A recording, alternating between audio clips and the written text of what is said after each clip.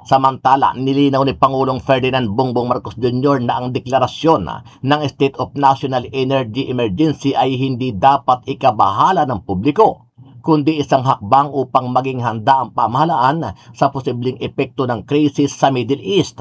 Ayon kay Marcos Jr., ang Executive Order number 110 ay isang precautionary tool upang mas maging handa ang gobyerno. Sa ilalim ng EO 110, magkakaroon aniya ng mas mabilis na kakayahan ang pamahalaan na tumugon sa krisis. Binibigyan ito ang gobyerno ng kapangyarihan na kumilos ng mas mabilis kabilang ang pagbili ng langis nang hindi dumadaan sa mahabang proseso. Nais kong maging malinaw tungkol sa aming prioridad. Hindi natin kontrolado ang presyo ng langis sa mundo. Yan ang katotohanan na ating hinaharap.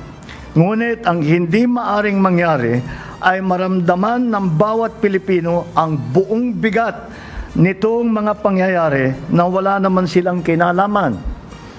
Isa lamang ang aming pamantayan.